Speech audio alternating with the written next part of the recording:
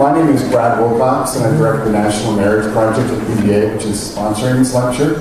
I also teach sociology of family, a big lecture class usually held in the fall. So if you haven't taken my class, hope that you will, because you've got a lot more kind of material that you're hearing tonight. And I think it's pretty unusual for UVA. So I'm very pleased tonight to introduce Scott Stanley, who is a research professor and co-director of the Center for Marital and Family Studies at the University of Denver. He's published extensively on commitment, on couple development, and the prevention of marital distress. His recent research has focused on how premarital experiences relate to the quality and stability of marriages down the road. He's authored or co-authored numerous books, including A Lasting Promise, Fighting for Your Marriage, and The Power of Commitment. He writes a popular blog called Sliding versus Deciding, hence the title here, and contributes in-depth pieces to the blog for the Family Studies, which is familystudies.org, where he's a senior fellow. Now, in my class, I have found that a clear majority of students hope to get married in the next decade and a half, and that a clear majority of students wish that UVA and the broader society gave them clear rules for navigating college relationships and for forging a path towards marriage down the road. I think that tonight, Professor Stanley will give you some good ideas about forging a strong relationship both here at UVA, and even more importantly, about thinking about how you can make your way successfully to marriage down the road. So that, I'm going to turn it over to Scott Stanley to talk about sliding versus deciding.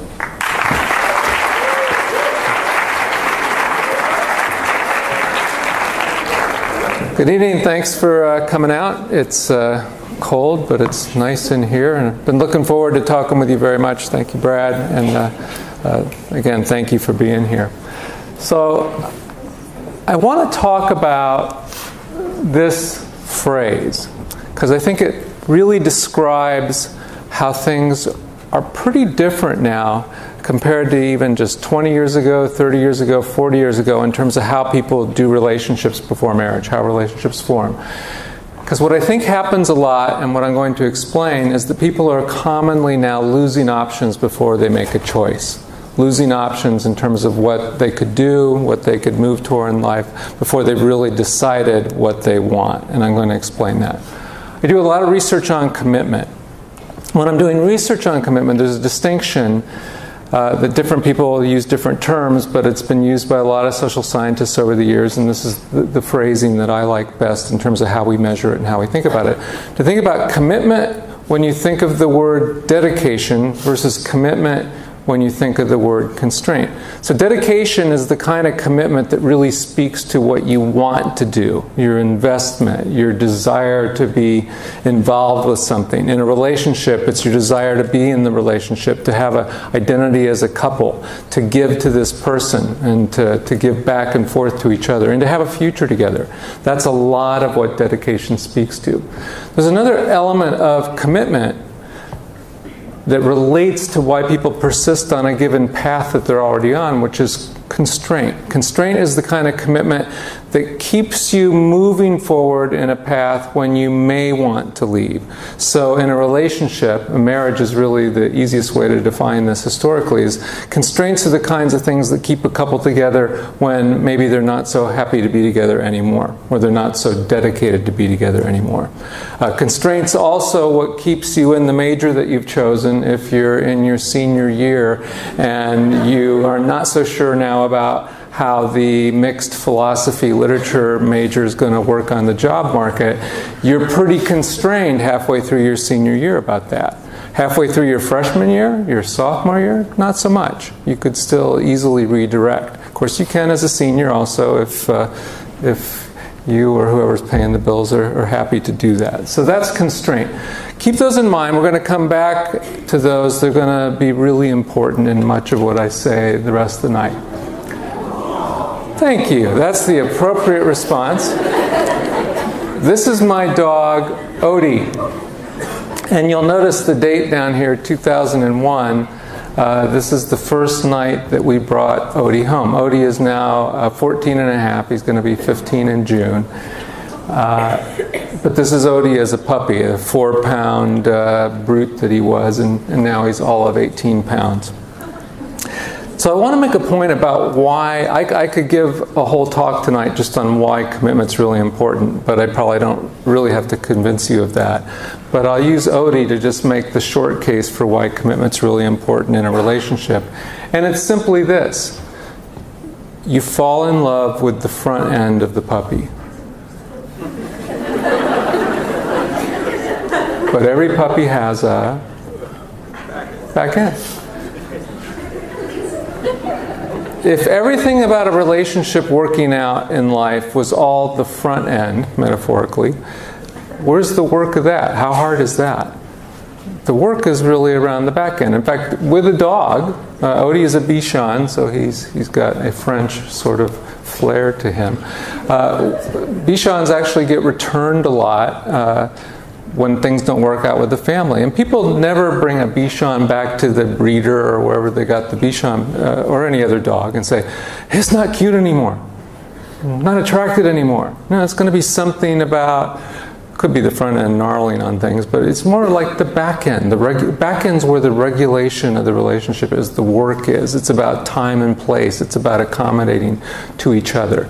And the back end takes the commitment. The front end doesn't take a lot of commitment. Part of why the front end doesn't take commitment is there's also just a lot of chemistry fueling what's wonderful about the front end of a puppy. So just to extend the puppy love metaphor, there's a couple of studies now that have been done with dogs and cats, and one got some attention just a couple weeks ago, and I thought it was pretty interesting. And it was about how dogs release a lot more oxytocin when they see you than your cat does, which I'll say a little bit about oxytocin. So when you fall in love with somebody, there's adrenaline, there's dopamine, which is sort of the pleasure center stuff, and then as things move on, there's oxytocin is involved too. And oxytocin plays a lot of roles in life, but chemically and hormonally, and usually, this is an overly simplified sort of idea of what oxytocin does, but what it does is it's considered to be the chemical of trust, the chemical of a sense of bonding and attachment. It's what floods women's bodies at birth. Men and women both have oxytocin, but women have much more robust oxytocin systems for that reason in terms of the rapid bonding with an infant. But when you hug, when you touch in a relationship, when people have sex, all kinds of things release oxytocin. And what oxytocin does is it fuels bonding and attachment. It also pushes things towards trust in the relationship. Whether or not the relationship is trustworthy, oxytocin can push things that way. There's an economist named Paul Zak who's done a lot of interesting work in game theory scenarios in particular, looking at the effects of spraying people a little bit with oxytocin in terms of the kind of bargain they make with strangers.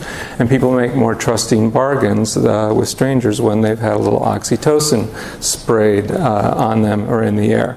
Which I'm going to do now, just because I find this improves my talks. You'll be attached to me now for some time as an audience. Just kind of take it in, experience the flood of oxytocin into the room so we can all feel comfortable with each other and attached and bonded, and you'll think this is the best talk that you ever heard. So, I don't actually know whether there's really oxytocin in here, but I bought it on the internet. And it may actually be, by the way, it's because they really do experiments now with it. So, getting back to the point about the puppy, when you fall in love, when all that stuff's going on early in a relationship, a lot of what's going on is also chemical. There's really powerful things going on in terms of the chemistry. And it's another reason why commitment's really important, because chemistry doesn't get you through everything in life in terms of an important relationship. Chemistry doesn't always keep families together. And I mean this initial kind of rush of chemistry that you feel when you've fallen in love and when you're really getting to know somebody well in the early stages of a relationship. So commitment's really important. Now you live in what I like to think of as the age of ambiguity when it comes to romantic relationships. Now, marriage, romantic relationships, relationships have changed all through history. I'm sure things are different every 10 years than 10 years before, or every 100 years than 100 years before. I have no doubt about this. But I do think you're experiencing a particularly interesting age related to ambiguity. Let me describe in personal terms what I mean by that, and then I'll be really specific.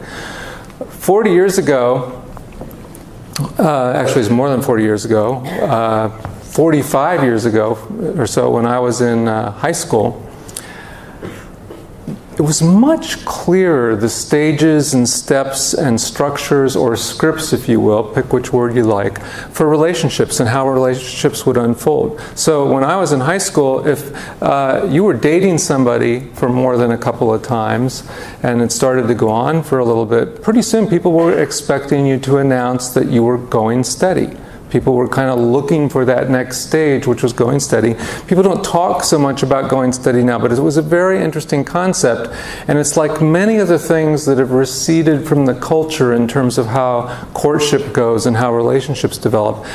But what they all reflected is, one way or another, the way two people would have to understand where their relationship was at, and really importantly, how they would tell other people what the nature of the relationship was. If you said to somebody as an individual, in my day, I'm going steady with Susie.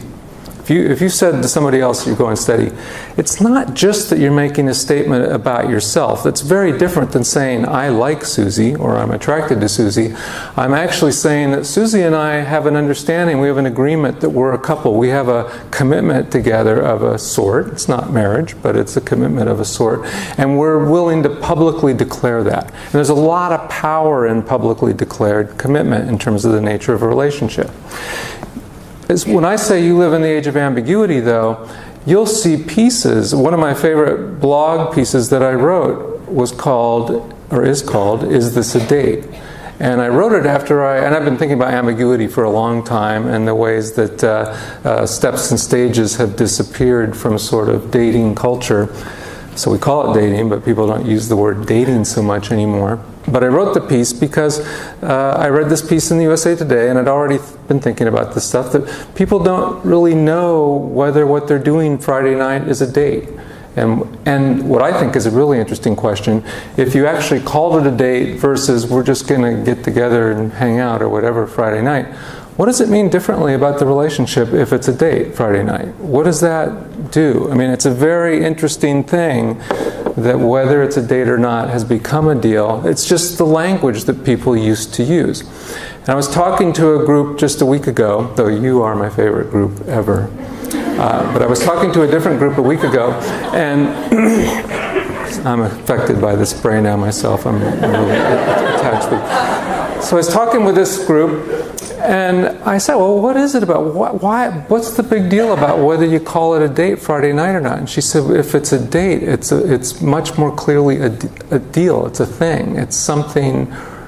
She didn't say real, but it's like the stakes go up. So whether it's a date or not is ambiguous. Whether people have broken up or not is ambiguous. Used to be when you broke up, imagine this, outside the era of social media and Facebook, used to be people broke up and they pretty much didn't hang around a lot with each other or monitor each other's life for weeks and months and years thereafter.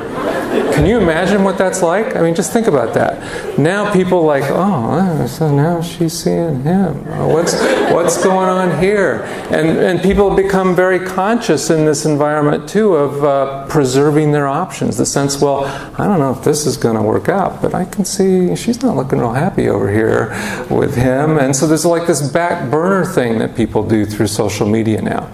Now, I kid you not, this came out like 3 months ago, and I'm not exactly sure all of what this means, but Facebook did have an announcement. This is true. Facebook had an announcement that they were going to be developing, or they're going to be putting out tools. You know how it was a big advance when Facebook came out with the Facebook official stuff. That was a big deal. Because if you buy what I'm saying, that steps and stages have receded from the culture, In a large measure, what Facebook actually did is reintroduced in the electronic era a major new way for people to kind of publicly declare whether they're a couple or not.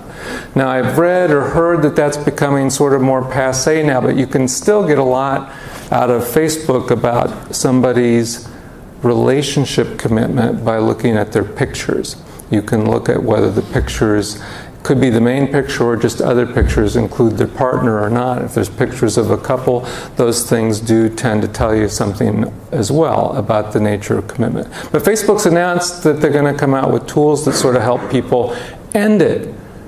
Imagine that, to help people sort of, because I think they've figured out, well, is all this monitoring and everything really a good thing? Maybe people would sort of like some tools to help them not hear about this other person anymore. It'd be really interesting to see to what degree people want to use those. I think it'll be mixed. It'll get a mixed reaction. And the reason is I think the ambiguity of this day and age about relationships is motivated. And it's motivated in this way. Here's what I mean by that. If I say what I really want clearly to another person, if I am very clear, I love you, I'm interested in you, I'm attracted to you, I'm hoping this, whatever it is, if I make myself really clear, I'm opening myself up to a much deeper level of rejection than if I keep it vague. If I don't be clear about what I want, about what I could commit to, about what I'm interested in. And I think what happened in America, in our country, is we went through, starting around the late 60s, but then really a big deal in the 70s, as we went through this huge divorce revolution. And there's a lot of explanations for it. That's another talk. Brad mentioned his course. You would hear a lot about that kind of thing and different explanations in a course like that for what happened to cause divorce to just take off like nothing ever seen before, really, in the history of the world. And I think what happens now in your time, in your era, is people went through so much of a great experience and sense that relationships are fragile, that families aren't stable, that marriages don't necessarily work out, that it became very attractive to not declare yourself. It became, I mean, marriage is like super declared about what you intend and what you mean and where your commitment's at. Ambiguity feels safe because I don't have to say what I really want. And maybe if I don't say it out loud, it won't hurt as much if things don't work out or if it doesn't end. So I think ambiguity feels safe. Ambiguity makes sense, just to be clear, early on in relationships. If you were, excuse me, if on Friday night you were hanging out with somebody and it was like what I would call sort of a first date or something near a first date, and the other person started talking within 15 minutes about how many children they wanted with you and what that would mean and who was going to do what around the house. And some of you are thinking, wow, that sounds really good. But most of you are not thinking that sounds really good, and most of you would be running and there wouldn't be what I would call a second date. I don't know what you would say. What would you tell your friend? There's going to be a second nothing. There's going to be a second ambiguous encounter on Friday where we have pizza and just talk. I don't know. See, you've lost a lot of economy of language, but there you are. That's what you have. But anyway, who would do that?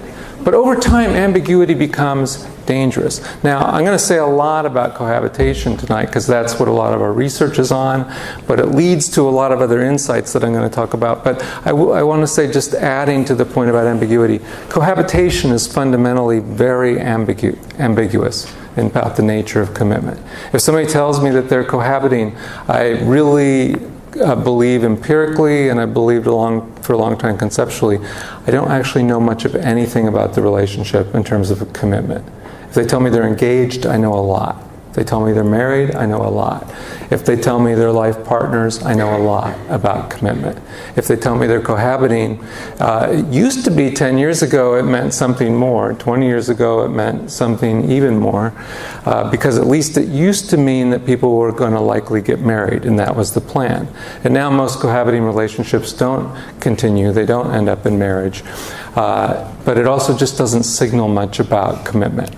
Now, one of the risks of ambiguity is that when things are not clear and society doesn't sort of push you to be clear, it's easy for there to be real asymmetry in the commitment level between two partners. And what I mean by that is you could have one person that's much more committed than the other, and you may never know it. You could be in that relationship and you might not detect it, or people around you might not detect it for a long time, because nothing is forcing there to be a public declaration. This picture is one I love to portray the nature of asymmetrical commitment. What is this device that these children are on? Seesaw. Who would have said teeter-totter? Raise your hand. Just notice that teeter-totter people are more shy or introverted. I'm actually pretty introverted, so now I got a whole theory going because I use the word teeter-totter, but I've noticed that it's seesaw or teeter-totter. Anyway, the fun thing about teeter-totters or seesaws, pick your term, is you can't find these on American playgrounds anymore because they're too dangerous for children. They're considered way too dangerous. Now, if you find one on a playground in America now, it'll probably go up like about a foot on each side so that the little people couldn't possibly get injured by falling off the teeter-totter. Now, why would the teeter-totter be risky? This is the most wicked, awesome teeter-totter picture. This is a picture from Asia. Now, it doesn't matter at all for this point, except I do think you'd have trouble going out and try snapping a picture tonight of a teeter-totter somewhere in Virginia. Good luck with that. I mean, it'll take you a while to find one. But look at this one. Look how high up this little girl is. Look how high up. Now, why were teeter-totters dangerous? Teeter-totters were dangerous because A, they used to go up high, because life used to be fun like that for children. Okay? And your level of safety when you were up high like that depended a lot on the other person staying involved. If the other person leaves the game, what happens? Now, here's what's beautiful about this image. And when I first found it, I was really just looking for a picture of a teeter-totter. And then I lucked out with this particular image. I just want you to notice something. Look at this little girl. I mean, she's that's like 5 feet high, right? I'm not kidding. She's way up there. But I want you to notice how all in she is. She's completely into this. She's got both hands on the thing. Her feet are up. If you were a little worried on the teeter-totter, where are your feet?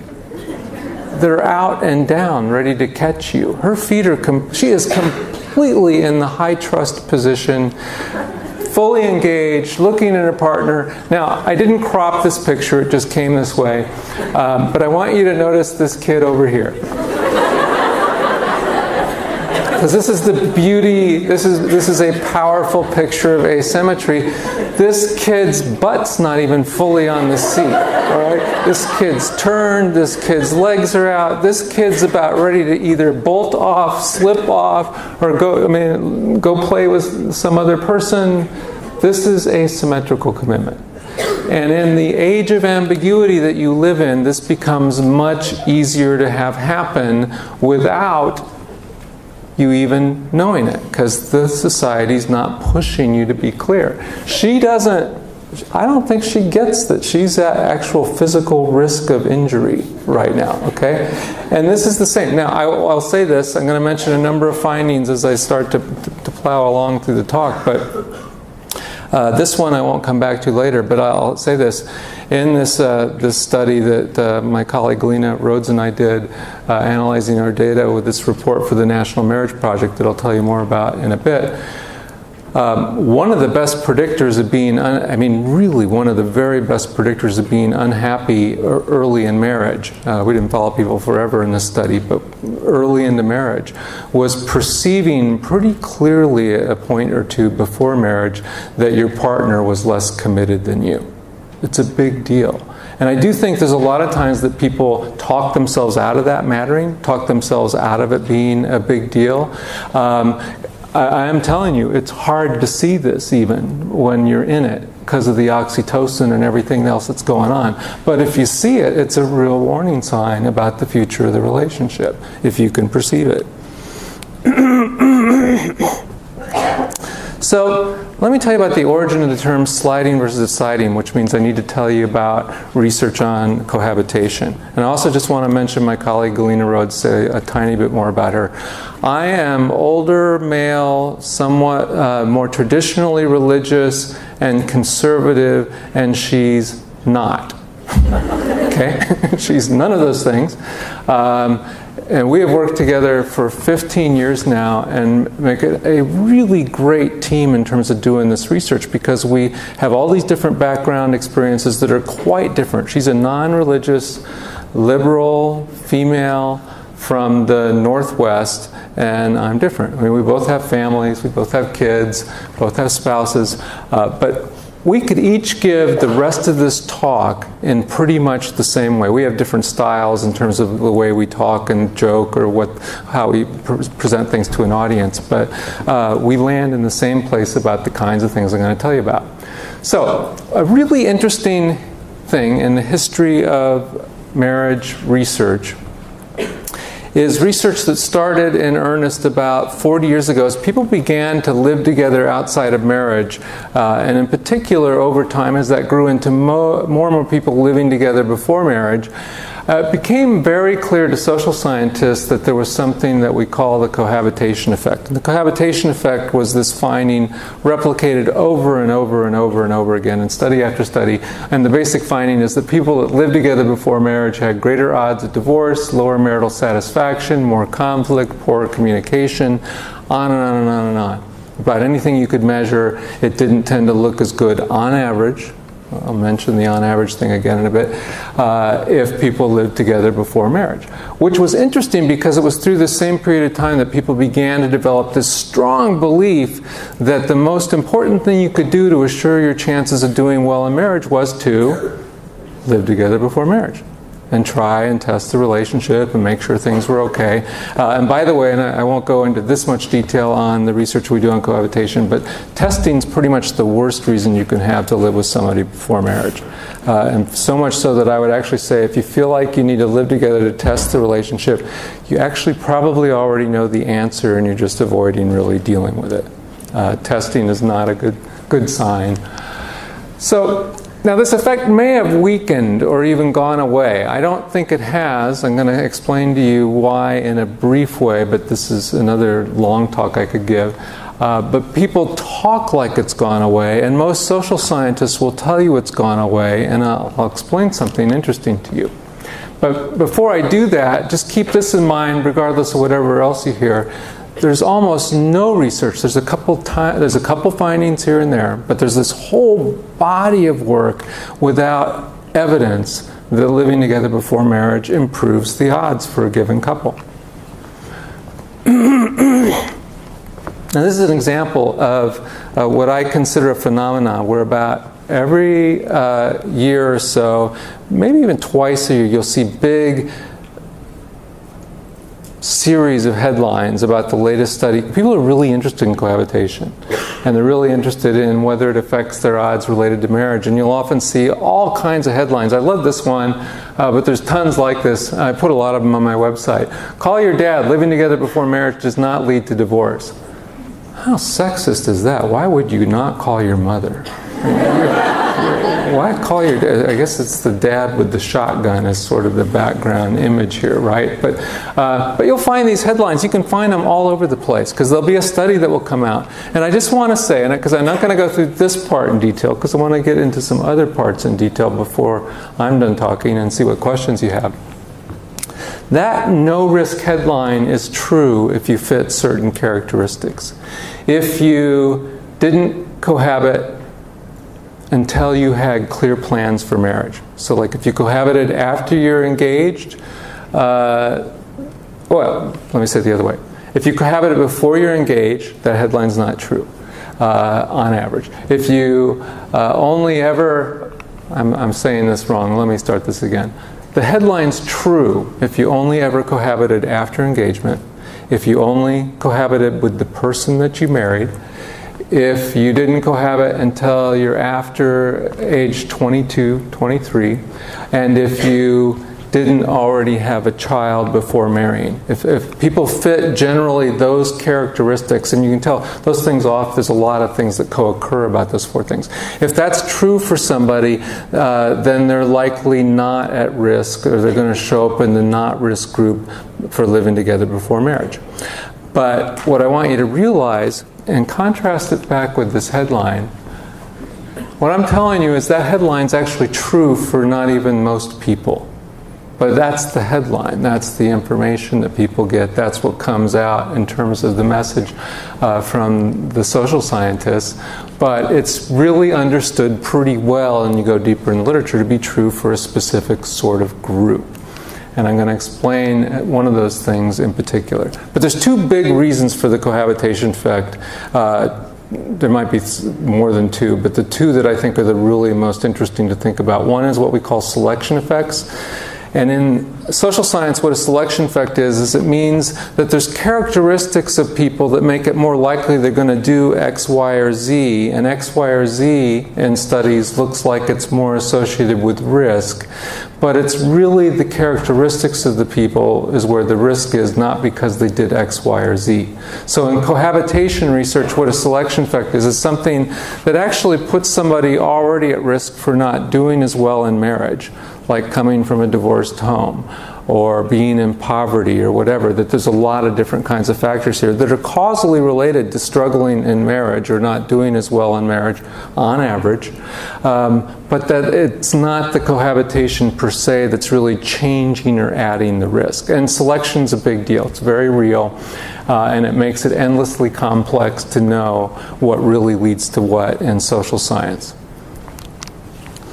Now, in contrast to that, our theory that deals with selection is not in contrast to selection, it actually embraces selection, is that what people don't see or miss about why cohabitation might be associated with risk in certain conditions is they don't get the part related to what I call inertia. So inertia is the property of an object. My super science-oriented son would give this definition slightly different, but it's the property of objects where it's how much energy it would take to move it from where it's at, or to move it a different trajectory in an Einstein kind of sense. So this microphone has a certain amount of inertia. It takes so much energy to move it from here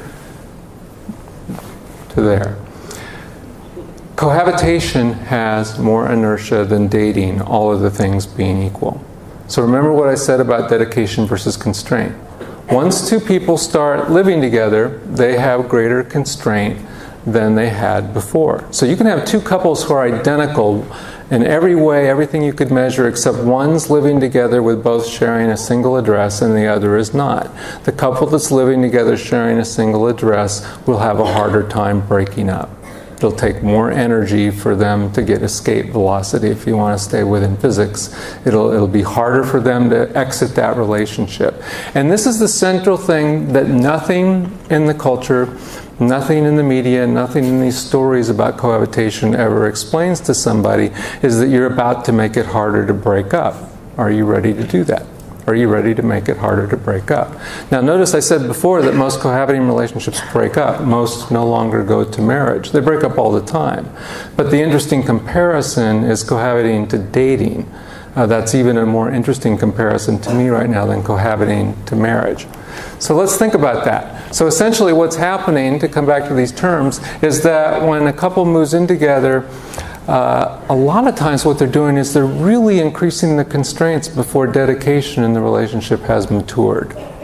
Before they really have fully determined, I'm really into you, I want a future with you, I want to have a couple identity with you, I'll sacrifice for you, you'll sacrifice for me. That stuff doesn't get a chance to mature for a lot of people now because the constraints come in first. The constraints come in while the dedication is still kind of developing. You don't really know yet where it's going to be or where it's going to land. So let me just give you an example of two tests of this theory. There's a lot of different kinds of elements to test related to this idea of inertia. So this will be the most sciencey part of, and social science part of what I'll talk about, and then be conceptual. So one prediction that comes from that is inertia should be a non-factor. for those, or a relative non-factor, who've already clarified a mutual long-term commitment before they moved in together. So think about that. If I'm saying that the risk of inertia with cohabiting is that it makes it harder to break up too early, it makes it harder to break up too soon in the relationship, too early in the development of the relationship, it makes it hard to break up, then you could predict, which we predicted, that those who are already engaged before they move in together aren't really the ones at this greater risk for inertia, because they've already clearly mutually, I'll probably use the word mutual a lot before I'm done, mutually decided on a future together before they moved in together. Everybody with me? So that's one prediction, which really looks like this, that marital outcomes should be, on average, poorer for those who start cohabiting before engagement or marriage than those who wait till at least engagement or marriage. And without giving you a lot of boring details, that hypothesis has been supported now in 7 studies using 6 different samples.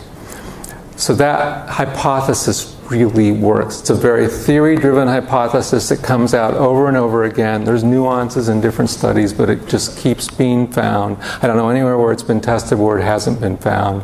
And that's an amazing thing, because one of the big problems in all of science right now, but social science is dealing with it more directly at this point, is things not replicating. You'll see studies about this or this or this, and then nobody will ever get that finding again. It's one-off. It's just like it's an interesting thing, but it isn't going to happen again. This happens over and over and over again, because it's a very strong theory, and it shows up in these different data sets.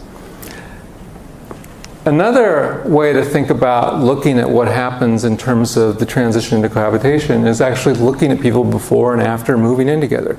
So Galina and I and our colleague Howard Markman, we have this great national data set where we followed people for 5 years in serious unmarried relationships. National sample, not as giant as they often use in sociology, but a really great sample for this with a lot of measures, where we measured people with in-depth surveys 11 times over the 5-year period. We followed people through moving in together, moving out together, breaking up, being in a new relationship, going on to marriage, whatever. And we call it the Relationship Development Study. So let me give you some patterns of how things look for the transition to moving in together from that study. So I'm going to just give you 3. First one on the left, this is dedication. So what you see here is that dedication is moving up, it's increasing. The dedication one has to the other is increasing before they move in together, and then it levels off. And without belaboring the point, I just want to tell you that's not leveling off at a high place. It's a 7-point scale. And usually couples that are really excited about each other and getting married are going to be up in the 6.4, 5, 6, 7 range. They're going to be higher than that. So it levels off and doesn't keep continuing. But negative communication, conflict, takes a bit of a jump up and then it starts to increase. And Galina put this in a really good way. She said, well, of course, now they have to do what married couples do, which is figure out who does what and how we manage a home together, so there's more conflict there. But she added this point, which I think is really brilliant. They're also still working on whether they have a future together, whether they want to really be together in the future. So there's a lot of things to actually work through and put stress on the interaction of the relationship. This is my favorite finding from this, because this is just straight up exactly what inertia says. This is one of our measures of constraints. Moving constraints sort of increasing, sort of a little bit before moving in together, then a big jump up with moving in together, and then an accelerated pace of accumulation after moving in together. This is buying stuff together, having gym club membership, vacation plans, cell phone, joint accounts, leases, all that kind of stuff that happens. And there's nothing sort of inherently bad about that. It just sort of confirms this idea that cohabiting is associated with constraints. So if cohabiting is going to make it harder to break up, people would be careful about that, right?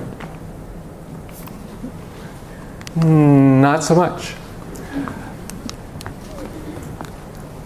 Couple of different studies now, a number of studies, and everybody knows this intuitively. This is so intuitive now that I've seen 2 sitcoms do great pieces on it. Big Bang Theory did one on this, and Spin City, which is goes back a ways for many of you. In their pilot episode, they have a fantastic little sequence about cohabitation, where in both cases what they do is they pick up on this idea that what really happens now for a lot of people, and this qualitative study by Manning and Smock found this, and there's an earlier finding by Lindsay from Australia, that what happens is people are sort of, one's over there 3 nights a week, then 5 nights a week, and 6 nights a week, and more stuff's there, and now I have a drawer, and now I've got part of the closet, and I'm leaving more things there, and now I'm leaving several chargers. Ooh, look, the game consoles showed up now. You know, so stuff is like moving over, and then like somebody's lease is up, or somebody gets booted from their roommate's pad or whatever, and all of a sudden the couple's living together, but they didn't really talk about it. They didn't really like, hey, what's this mean? What are we doing? Are we living together? And does this mean we're going to get married? Does this mean we're going somewhere? People slide into it. So Manning and Smock show this qualitatively, that more than half of the people cohabiting describe it in a way that's much more consistent with sliding than talking about it and deciding. And in our quantitative data, we find that, at least cross-sectionally at the beginning of this great sample that we have, 2/3 of the cohabitors pick on an item that we gave them, say it was more sliding than deciding in terms of how they started living together. So I just wanted to put those two parts together so far. Making it harder to break up, increasing the chance that I might kind of get stuck with somebody, and I can acknowledge that don't tend to talk about it, think about it, because that would be being really clear, right? That would be not ambiguous, and ambiguous is what feels safe. Now, in contrast to sliding, I want to suggest, and this sort of frames the rest of my comments, and I'm going to go into a few different things related to them. Commitment's making a choice to give up other choices. Instead of sliding, when somebody's really making a commitment, they're making a choice to give up other choices. It's the fundamental nature of what commitment is. So what important relationship transitions do people slide through? I'll come back to that commitment point. And often with low commitment. Sex, cohabitation, pregnancy, childbearing. All of these things you can make a strong case for. People are pretty prone now to sort of sliding. They're pretty prone to things happening kind of in an ambiguous process. And before I talk more about that, related to some specific risks, I just want to comment. There's this great report that Galina and I did a year and a half ago now for the National Marriage Project called Before I Do. What do premarital experiences have to do with marital quality among today's young adults?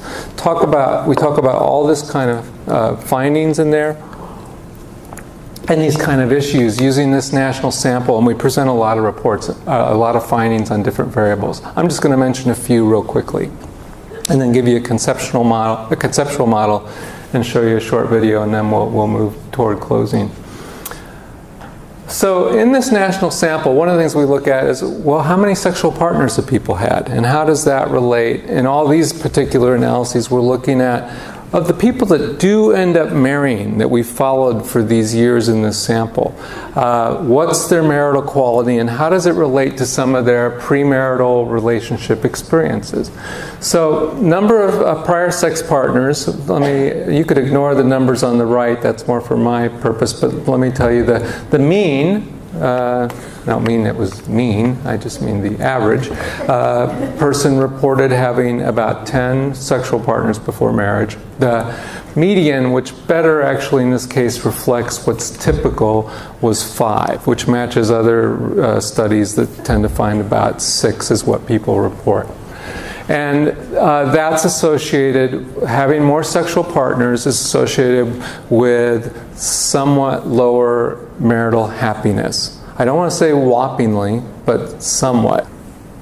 Ever cohabited with someone else? 39% of the sample, and people that had report a little bit, somewhat lower marital quality. Having children from prior relationships, which is a really complex thing now in America, where many people have complex families, where there's a number of children from different partners by the time two people are kind of settling down, and it makes family life really challenging. And then relationship began by hooking up. This is a kind of an interesting finding because we're following these people into marriage, and I don't mean like we're following them into their house, but in our sample, right? 32% say, okay, we're married now, but our relationship began as a hookup. Now, we didn't define hookup, and there's a lot of definitions of hooking up because, guess what? Hooking up is ambiguous. Thank you. You're right with me. But a lot of marital relationships begin with hookups, but those relationships are a bit less happy on average in marriage than those that didn't begin with hookups. Nothing here is like a slam dunk for greater risk, but these findings all tilt a certain direction. And only had sex with future spouse, and this fits other data on divorce, this is on marital quality. People that only ever had sex with this one person tend to be a little happier in marriage. Now, the other thing that really just comes through from all of that is on this baby's t-shirt on the front of the report. Because I do think we live in a day and age where the Vegas fallacy, or the advertisements for Vegas, and many of you are not old enough to remember this, but it's interesting, you know, what's the current long-term advertising campaign for Vegas? What happens in Vegas stays in Vegas. You know, it's where you can go, where nothing will follow you, nothing will attach to you, nothing will affect you. Used to be, by the way, their campaign before that, years ago, this is really like you were tiny little people then, was all about bringing your family to Vegas. It was so family oriented, it was unbelievably strong about, you know, it was kind of like a cheap date for families, if you will. You know, it's like a great place to go, and they just dumped that. So this is the question. Does what happens in somebody's relationship history through their 20s, through their teens, have no consequence for the rest of their life, that it will just sort of stay there?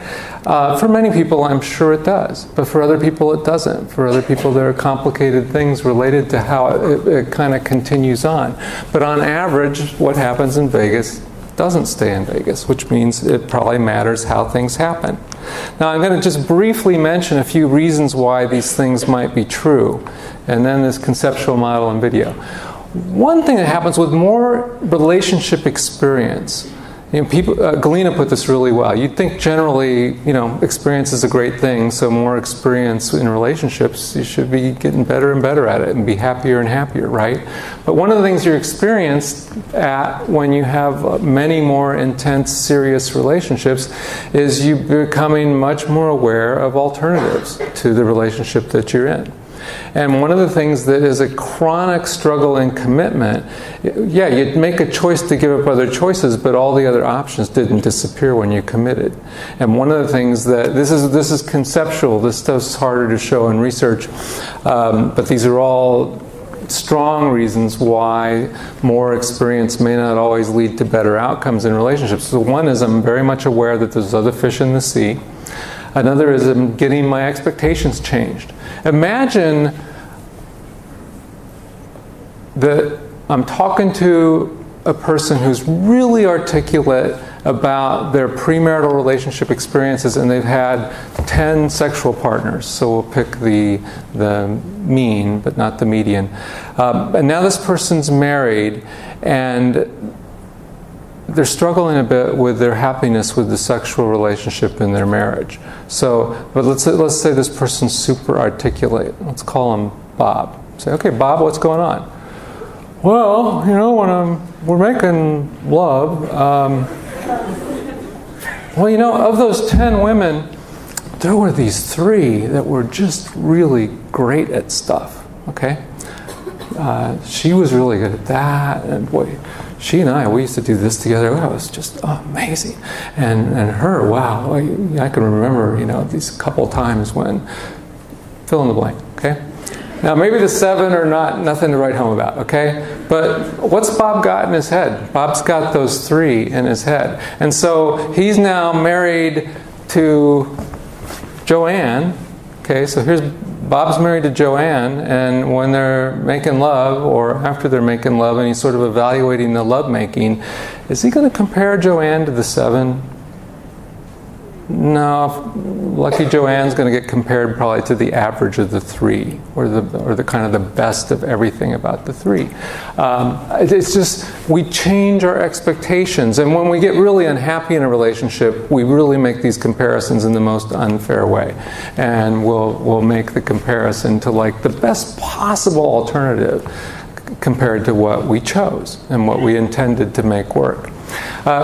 People also get more practice breaking off relationships. You know, you can get kind of good at breaking up.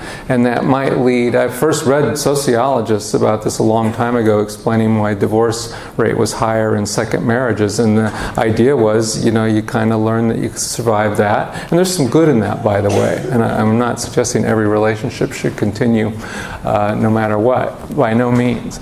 But you know, people kind of learn. I can get through that, I can do that. And then sometimes in a marriage that might have been good and continued for life, people might bail too easily because they kind of know how to do that.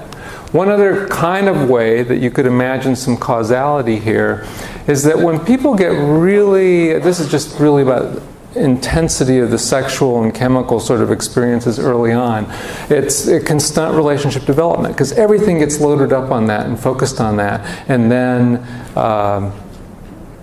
people aren't talking.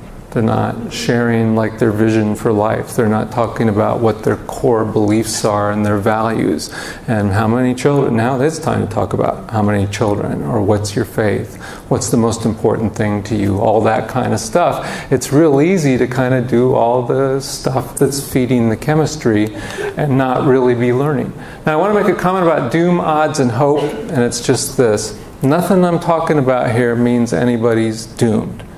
Nothing's like a slam dunk, like, wow, you did that, you're doomed, you have a hopeless future. And in fact, I'll tell you something else that's either really scary or really comforting. You can do everything right in your romantic life and have a lot of misery. And you can do everything nearly wrong, not everything wrong, but you could do a lot of things that you might think are sort of risky or more challenging and have everything turn out. What you're really working on here, in terms of this kind of way of thinking, is what increases my odds of really having a good outcome, of really landing in a good place. So I want everybody here to have hope. So you could have had these experiences or this experience or no experiences. But whatever anybody's been through, nothing here sort of means somebody's doomed. And anybody, wherever they're at, can start making more decisions about where they're headed in the future. Now, I want to present this model really quickly, but it's really important because this is going to say something pretty explanatory to you about the culture today. Here's a lower risk way to do relationships where you're really thinking like, oh, my ultimate goal and what I'm doing in relationships now is to find a mate. If that's sort of the assumption of this model, which may not be where a person's at right now, although it relates to somebody not wanting that right now too. But let's say I'm really looking for the right sort of relationship that I want to commit myself to. I get information. Is this safe? Is there compatibility? Is there commitment? Is it mutual? I make some decision about what I'm doing, or I make decisions as I'm going about different stages. And then there's transitions, like sexual contact, cohabitation, pregnancy, childbearing, marriage, or many other things you could put in that box. And then constraints come. What I want to suggest here is that these transitions are all potentially, or by definition, some of them, life-altering. That people don't have exactly the same options after these transitions that they had before. They're more constrained, which may be a great thing if they're constrained in a great place, but life options are changing some after the transition. I also want to point out before I go on that most societal arguments about sequence are vertically in that yellow box. I'm not even dealing with the vertical part right now. I think the vertical part relates to the horizontal part, but I want you to focus on the horizontal part. This is how we do relationships today. Horizontals this way, verticals this way. Those of you that aren't into that term, just thought I want to make sure you're all with me here. Here's how we do relationships today. Ambiguities all over this. I slide through the transition, including having a baby. not necessarily planned, not necessarily thinking whether you're the best person to have a baby with for the future of my life. I'm going to put this red box the same place I put it in the last diagram. I now am more constrained than I was before. These are potentially, or by definition, life-altering kind of transitions. I'm more constrained, and now I'm going to get information about the relationship. Do you see how poorly timed the information is here? I'm going to learn the most way late in the sequence after I've already maybe affected my options in life. That's not a great place to put the information gathering. So one major risk of that, and now I'm going to play this little video, is that we can easily get stuck now in relationships that we otherwise would have left. I can't tell you how many people that happens for, because I don't know who really should have, in some sort of ideal cosmic way, should have ended up with whom. But I do know, and I believe this strongly, that more people now get stuck too soon in a place where they wouldn't have stayed if, for example, they hadn't started living together. Now, we couldn't get the house audio to work, but I have the speaker up here work, so I'm going to play this 4-minute video, make a few other points, and then we'll be done, except for any questions for those of you who want to stick around. But I'm going to use the mic with this speaker here. I think it will come out fine, but watch this video. It was done by people in our shop paying attention to the research and the things Galina and I were saying from the research, and they did an incredible job. Here you go.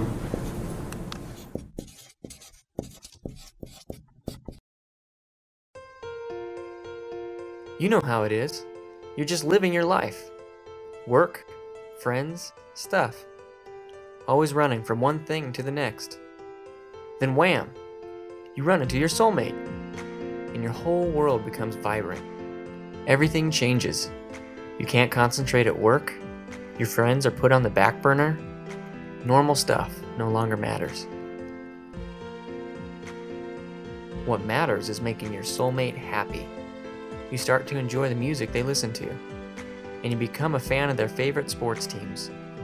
You realize that you really want to learn how to cook, and you spend every possible second together. Further, you co-sign on a car for them. You jump into a shared cell phone plan. You become the proud parents of Princess. Maybe you talk about moving into an apartment together, and time marches on. Then one day, it's as if you're seeing this person for the very first time. Sure, you're both active, but not in the same way. Yes, you both have hopes for the future, but one wants to settle down, and the other wants to take off on adventures. You're not sure what happened exactly, but you realize that while this person is great, they're not great for you. You'd like to break up, but uh-oh, you're more locked in than you realized. What about that car loan? How much will it cost to break your cell phone contract? Will there be a custody battle over Princess? And just imagine how much harder it would be to break up if both your names are on the lease. Wow, how in the world did this happen? You acted on the belief that you had a timeless love, but in reality, you had a time-limited chemical high. When we first fall for someone, the brain makes and releases an abnormal amount of chemicals into the body that affect how we think and feel. For example, there's dopamine, norepinephrine, and oxytocin. These are some of the chemicals that make us feel happy, energetic, and connected to others. During this period, you're in an altered state of mind, a kind of drugged state, so it makes sense to do the kinds of things that join your lives together. Little things that lock you in. But the high doesn't last forever. At some point, your chemical levels will become more normal. And this same person you locked in with in your drugged state is, in many cases, not the person you see yourself with for the long haul, but you locked in before giving yourself a chance to come to. What is the better way? Take your time to enjoy one another without doing the things that make it harder to break up. Go ahead and fix up the current lemon. Don't sign for a new car. Buy Princess the fish, not Princess the puppy. Keep your own place. Don't sign a lease together. Decide to do the things that bring you closer. Don't slide into the things that lock you in. So what's the big takeaway from all this? Again, take it slow so you don't get a DUI. Decisions under the influence.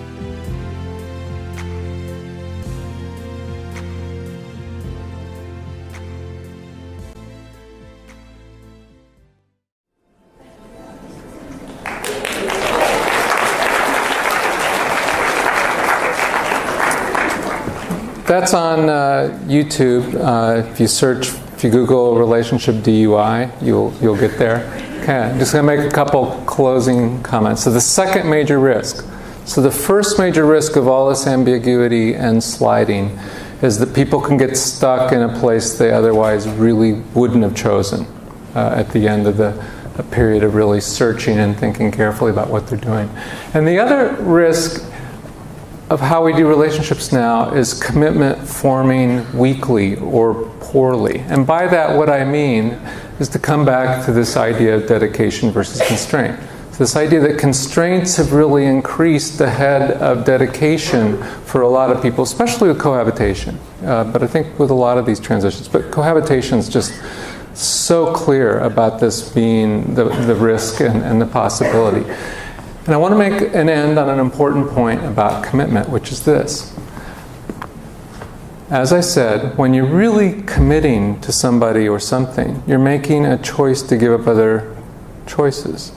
What's important, coming back to this word constraint, is it's hard in American culture to hear the word constraint without sort of a negative cast to it. Well, who wants to be constrained? Who wants to have their options limited? And I just want to point out to you, when you really commit to somebody because you want a life with them, you want a lasting promise with them, you want to build a future with them, you are choosing to be constrained. That's what the deal is. That's what the whole fundamental nature of commitment and love is choosing to be constrained. And being constrained by the choosing. So, healthy commitment is not losing options before making a choice. It's from making a healthy, wise choice to give up options when that's what you really mean to do, when you're really choosing somebody. And when people do that, I think what happens then is there's a much deeper sense of setting an anchor deep in yourself, that I chose this, instead of I happened into this and now I'm stuck. I chose this and right now it's hard, but I chose this with you and I chose to get through this and you chose me. We chose to make this life work. That's really where the power of commitment lies. Okay, for more information, there's my blog, but there's a lot of great pieces at the blog for the Institute for Family Studies. Brad mentioned that early on. I write there periodically, and a number of other people that really have great ideas too. So I'm going to formally sort of stop my talk there, but I can take questions, comments, as long as anybody wants to stick around. And otherwise, thank you very much for listening to me tonight.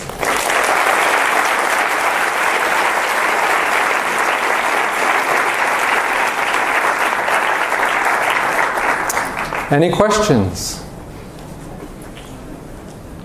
Yes? So you talked a lot about cohabitation from a sociological perspective. And so knowing your background in theology and where you stand religiously, how do you think cohabitation, even when you've already made that long-term commitment, what is your personal take on that? Yes, so this is a great question, which is what's my personal take? Mentioned that I'm a religious conservative, I'm a Christian.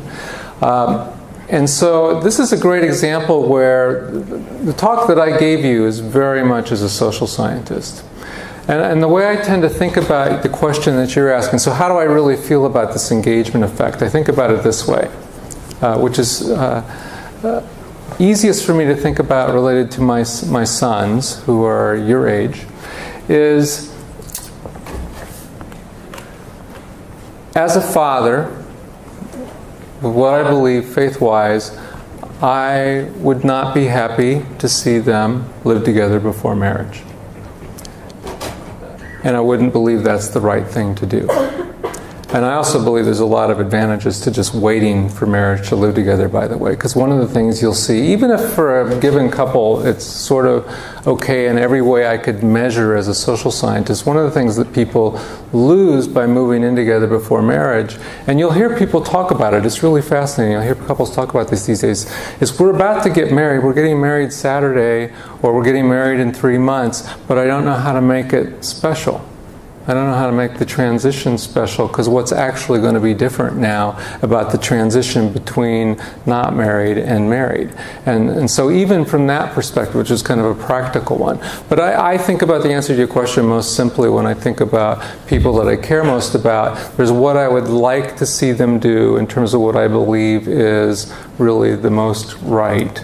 And then there's what I can see clearly in terms of social science. And you can see they're awfully close together, but they're not exactly completely on the same page. And I deal with that tension a lot in my intellectual life. Yeah. I was just kind of interested in what are some steps that a person can take to define clarity, eliminate ambiguity in the midst of a dating relationship? In the midst of a dating relationship. So what could you do to define clarity and reduce ambiguity in the midst of a dating relationship? So I want to emphasize again what I said before, because we all know this, but it's really important, that there's sort of a timing and a sequence thing. So people wouldn't do this like super soon in the relationship. But I think people should start, you know the whole thing that goes along with ambiguity, this idea of having the DTR, didn't exist 40 years ago. Didn't exist 30 years ago. The whole idea of a DTR exists because you live in the age of ambiguity, the define the relationship talk. So I would generally think, you should wait a bit, but I think I could believe that it's probably a pretty healthy thing, even just individually, to start off thinking about either asking when you're going to spend some time with somebody, I don't know, is it too crazy to think you could actually say, I want to ask you out? I want to ask you on a date. Is that just totally so nutso? So I might think that's kind of a good thing. Maybe take that risk. Or if you're being asked to hang out and you're not sure, you could start off kind of early. Say, oh, is this a date? Hey, you're not planning a family, you're just like, is this a date? Okay. But then I think you should definitely be talking. This is the most important answer to this question. You should definitely be talking, or be willing to sort of start risking talking and being clearer when you start to know, hopefully you're going slow enough. Slow helps everything here, by the way. This is a great time in life to be slow, okay? Not like super slow, you'll be figuring this out when you're 70, but slow is good. But when you know that this person's got the potential in terms of who you're looking for in life, the characteristics, the beliefs, the worldview, faith, those things that really matter a lot in terms of compatibility that you know that you want. If they have that, and you're getting really attached, I think it's starting to get to be time not to talk about like setting a wedding date, but to talk about what is this relationship, and where does it go, and where do you think it's going, and what does it mean? I think you have to recognize, and because this is why ambiguity is such a big thing, it takes some real guts to have that talk. This is anxiety stuff. But what I'm saying is that is an anxiety that's worth really beating and defeating by having some clarity. So I don't know beyond that, but starting to talk about how you reach thinking sooner than way late into the process when options are actually being lost. Yeah? So in the video, you kind of contrasted things that bring you closer versus sliding into locking yourself in. Yeah. But I think a lot of people are intimidated thinking that dating to marriage is a big jump.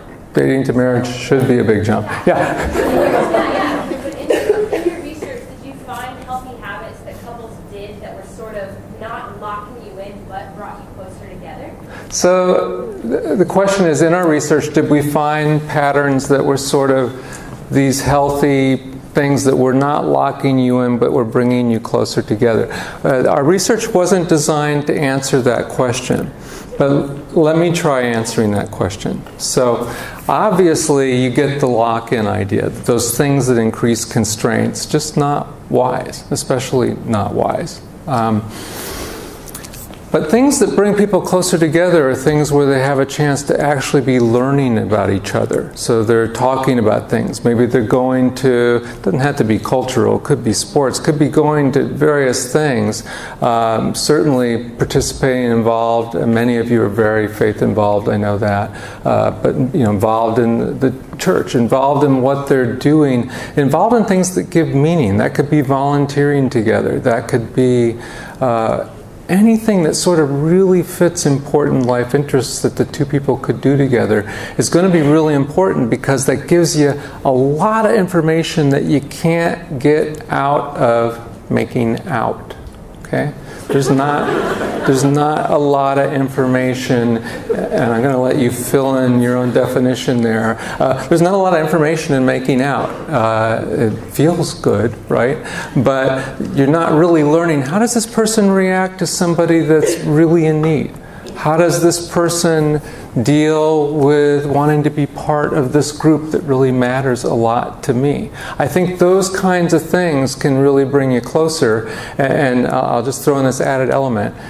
Intimacy, real intimacy, I don't mean physical, chemical intimacy here. Well, that's real, but I mean emotional, lifelong intimacy is based on risk.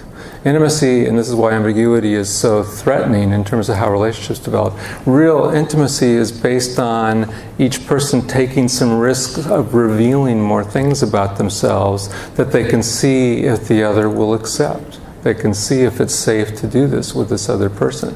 So another way to answer your question is, what sort of activities would push each of you to reveal a little bit, or where you'd learn a little more about this person than what you could learn about by just watching a movie or making out? So, another question?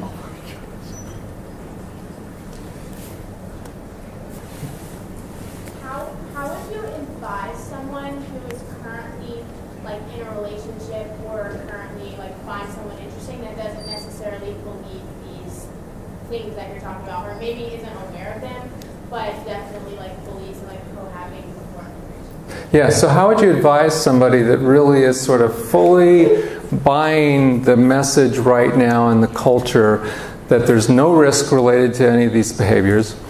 The cohabitation is only beneficial, never potentially risky. Here's what I love about our work. You can talk with people about these kinds of things that I just shared with you. If your relationship is good with somebody, you can share these kind of ideas with somebody in a completely non-judgmental, non-preachy kind of way.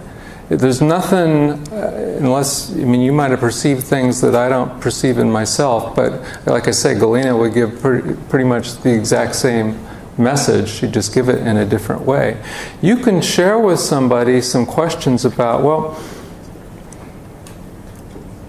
you're about to move in with her, you're about to move in with him, whatever the relationship.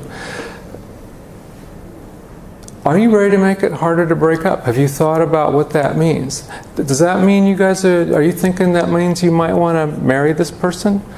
You could ask your friend those kinds of questions, and then you could say, have you thought about the fact that that's increasing the constraints? Do you really think they're dedicated enough to you for that? Are you really dedicated enough to them? Do you want to make it harder to break up? I think you can kind of ask people questions like that, and it's not like saying, don't do this, it's wrong, do that, don't do this, it's wrong, do this instead. That's a really different sounding thing to a friend or to somebody else in the culture. This is what I like about the video. Yeah, does it say exactly what you would say from sort of a theological perspective? Again, most of you have that background. No. Does it actually meet people in the middle of where our culture is right now and get them to slow down and think about what tends to happen really easily that might lead them somewhere that they don't want to be? really does that. It goes right where they're at instead of where you might be trying to help somebody get in terms of how you think about it in your own life and beliefs. There was a hand here, someone. Did you find that there was a difference between how men and women approach ambiguity in relationships? I don't know if your studies ever had that approach. Is there a difference between how men and women approach ambiguity? Don't know the answer. I would imagine that there's a difference. I can tell you I think there's a really important difference in the importance of decoding commitment and figuring out ambiguity between men and women. And you know, this is a challenging thing in our culture right now to say that there's anything different about men and women. Have you noticed that? I mean, it's especially, it's not as big a deal in psychology as it is in sociology, actually. And I'm in psychology, so it's a little easier for me. It might even be pretty easy for people in biology, but in sociology it's really not okay in a lot of places to say there's actual differences between men and women. But let me just pick on one that's kind of important that relates to ambiguity that I've written about a fair amount and I don't mind writing about because I don't see how it's not relevant. Whoever can become pregnant has a lot more at stake and is risking a lot more by things staying ambiguous for a long time than whoever can't become pregnant. So, male or female, whatever, if you can become pregnant, it's a bigger deal for you to be seeing clearly what's going on because you got a lot more to risk in terms of life-altering consequences if things don't work out the way that you think they're going early on. So I also think, this is regardless of whether you can be pregnant or not, some people are rapid attachers and others are not. Some people actually kind of attach. There's sort of like healthy attachment and everybody, it's a healthy thing for anybody to be able to have really good, deep connection and committed attachments with people. But some people really are affected much more rapidly, much more completely by a new relationship. And whether that's a chemical thing or it's a psychological thing related to attachment history, this could be male or female or whoever sees themselves as the person that tends to really latch completely onto somebody else really fast, that person's also going to be a person that benefits a lot by trying to slow things down and thinking a lot more clearly how you would decode and how you'd figure out the commitment level of this other person, accepting the fact that essentially you get blind faster and more completely than other people around you if that's you. Male or female. That's something to know about yourself. How about one more and then we'll officially break and I can hang out any other questions people have. Is there another question before we just sort of... Oh, yes? Yeah, so I just have a question. I guess since we're talking a lot about ambiguity, what about ambiguity for yourself? You have no idea what you want either. Yeah. This is a really great question. This is very good. Just in terms of commitment to a relationship, is there a process you should go through where you should first kind of hang out and test it out and see who the other person is before you make a deeper connection or deeper commitment, not even in terms of marriage, but a relationship? I love this question. Because I think it's right on. I actually think one of the extensions of ambiguity, and I have some advice related to what you said, magically enough, is that, and this maybe is, yeah, I'm going to get there. This could be always true, but what he's are you saying it's ambiguous?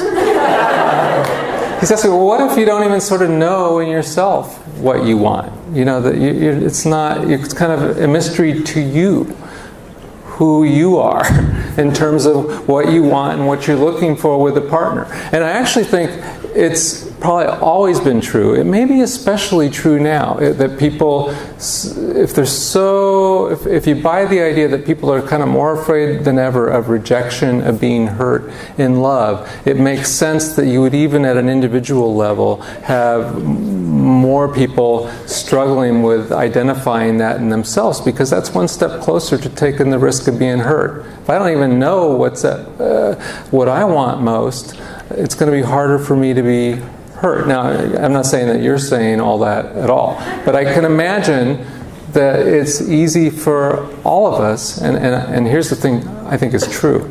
I think why people really love, and I don't mean commit to, but I mean just love a particular person and are very attracted to a particular person is still pretty fundamentally mysterious.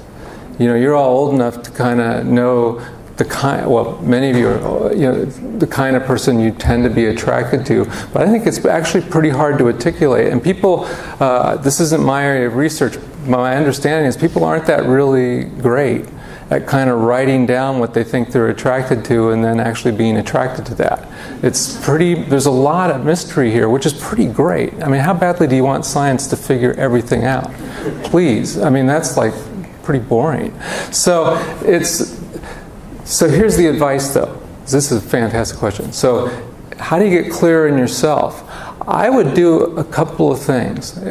If you're thinking, this is what I want in life, is to one day find a person that I can really commit myself to and build a life and a family with, I would start by journaling a bit or writing down 2 things. You don't have to write, you could type, or you could just keep it in your head. But I would start a couple of lists. And the 2 different lists are really pretty important.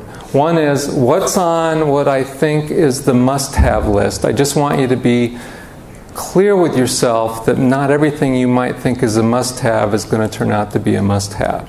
There's a couple things you're probably going to put on that list that really are musts. And they might be related to things that you value most and believe most in life. But there's some other things you might not actually be able to predict real well about yourself. So keep that as here's the central musts, and they're not going to change. But here's this other list of sort of musts where I'm going to dial that in. I'm going to try to figure that out. Is that really a must or not? Boy, I just really like her. And she fits these super musts, but these other musts, it's not kind of who I thought. That's okay. Start to change your list. And then the other list to start having, the other list to really think about, because believe me, you marry somebody, what are the odds that they're going to stay the same the rest of their life? Okay, you're not really looking for like complete staticness here of like fitting all these tumblers. Your commitment needs to actually kind of roll with how you're both going to change over time. The other list is this. What's my bottom line won't tolerate? This is not okay with me. If that could be real similar to the must-have kind of part of the must list, but it's really valuable when you're dating and thinking about where you might want to land in life in terms of marriage and family to know what your bottom line is. I won't tolerate this. I don't want this. I can't stand this. And pay pretty close attention to that, because if you already know right now there's certain things I can't deal with this, or I wouldn't want to have this in my life. It's real easy once the chemistry starts to talk yourself out of it. If you've written down the list, if you've been really clear with yourself about the list before, at least you got a chance of challenging yourself through the fog of the chemistry, say, and slowing yourself down. If nothing else, I'm going to go really slow here because I said I would never do this, and here I am doing this. So what's that mean to me? It, for sure, if nothing else, means I better start going a lot slower than I'm going. Okay, thank you very much. Really appreciate it.